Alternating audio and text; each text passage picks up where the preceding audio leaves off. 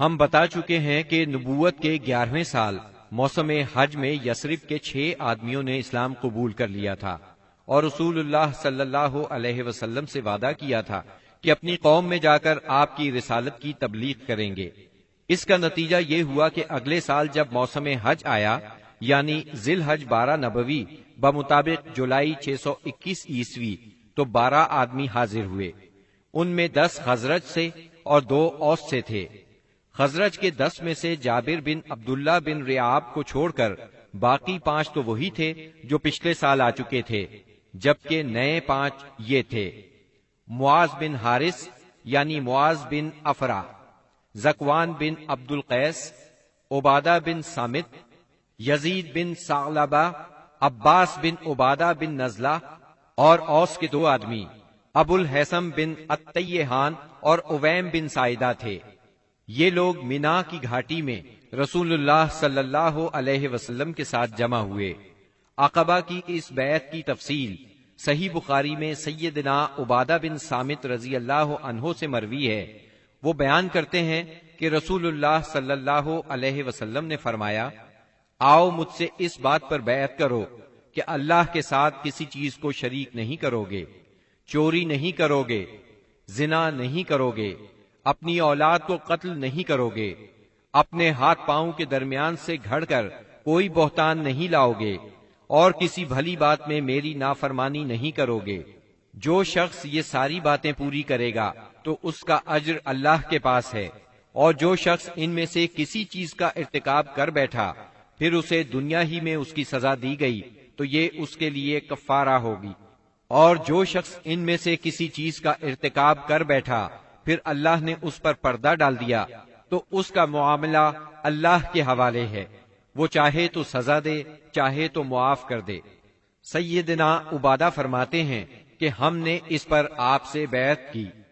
بیعت پوری ہو گئی اور حج ختم ہو گیا تو نبی کریم صلی اللہ علیہ وسلم نے ان کے ساتھ مصعب بن عمیر رضی اللہ عنہ کو روانہ فرمایا تاکہ وہ لوگوں کو قرآن پڑھائیں اور دین سکھائیں۔ سیدنا مصعب بن عمیر رضی اللہ عنہ نے ابو امامہ اسعد بن زرارہ رضی اللہ عنہ کے گھر قیام فرمایا، پھر دونوں اسلام کی تبلیغ کے لیے سرگرم ہو گئے۔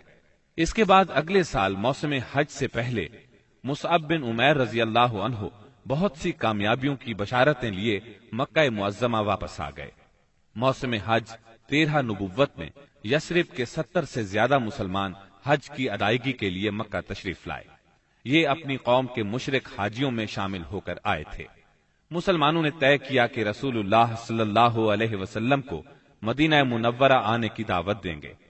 چنانچہ یہ لوگ ایام تشریق کے درمیانے روز یعنی 12 ذی الحجہ کو رات کے وقت جمرہ عقبہ کے پاس گھاٹی میں جمع ہوئے۔ یہ کل 75 آدمی تھے، 62 خزرج کے اور 11 اوس کے۔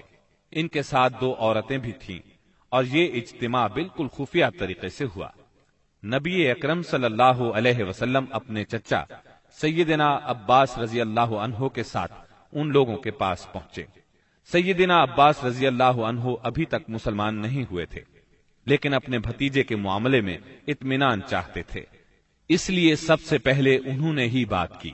بولے، رسول اللہ صلی اللہ علیہ وسلم اپنی قوم اور اپنے شہر میں عزت اور حفاظت کے ساتھ ہیں، لہٰذا اگر تمہارا یہ خیال ہے کہ تم انہیں جس چیز کی طرف بلا رہے ہو اسے نبھاؤ گے اور انہیں ان کے مخالفین سے بچا لو گے تو تم نے جو ذمہ داری اٹھائی ہے اسے اچھی طرح جان لو، ورنہ ابھی سے انہیں چھوڑ دو۔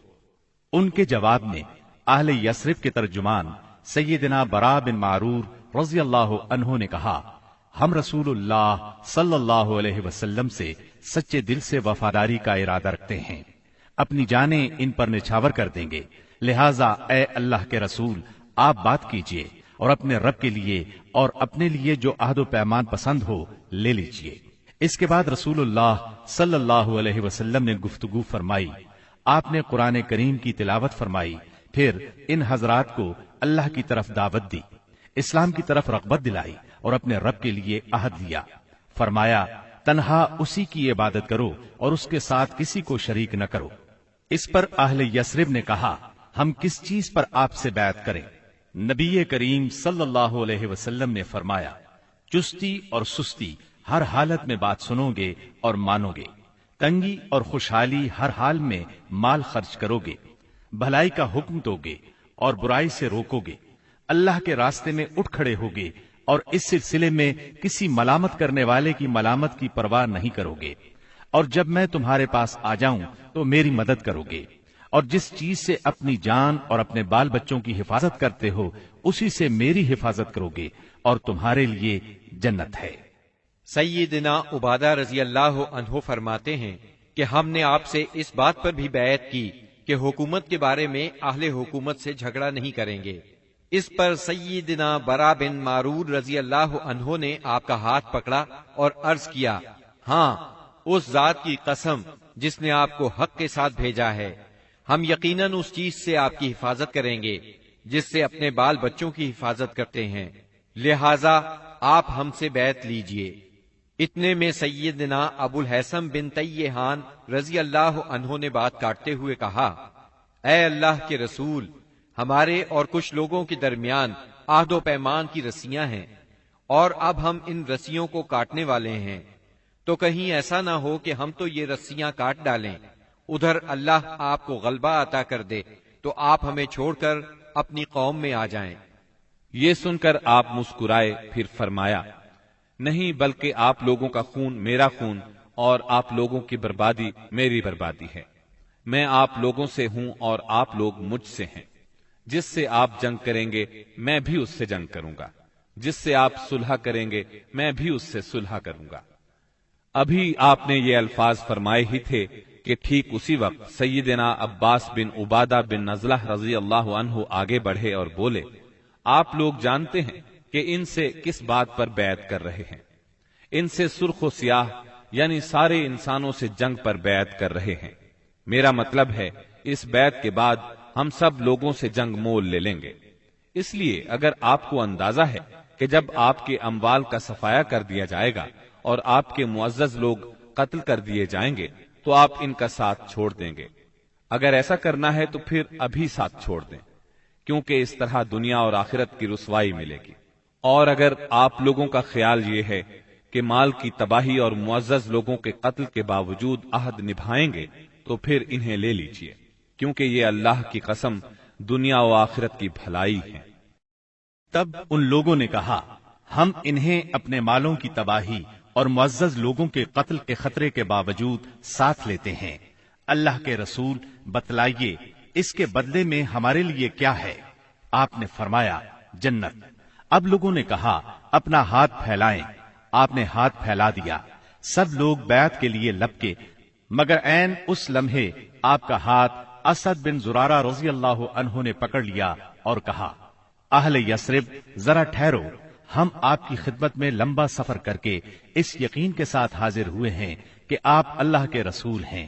آج آپ کو یہاں سے لے جانے کا مطلب ہے سارا عرب ہمارا دشمن ہو جائے گا، ہمیں اپنے سرداروں کا قتل اور تلواروں کے وار برداشت کرنا ہوں گے۔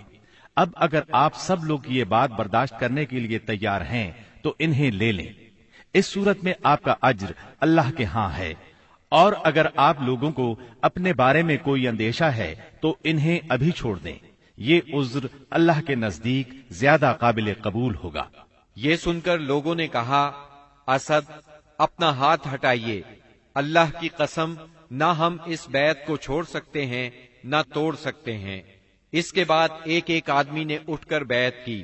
راجح ترین قول کے مطابق سب سے پہلے بیعت کرنے والے خود اسد بن زرارہ رضی اللہ عنہ تھے۔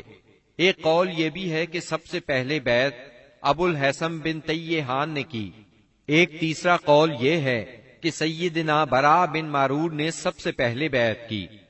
دونوں عورتوں کی بیعت صرف زبان سے ہوئی، ان سے آپ نے مصافحہ نہیں فرمایا، بلکہ فرمایا بس ان کی بیعت ہو گئی، میں عورتوں سے مصافحہ نہیں کرتا۔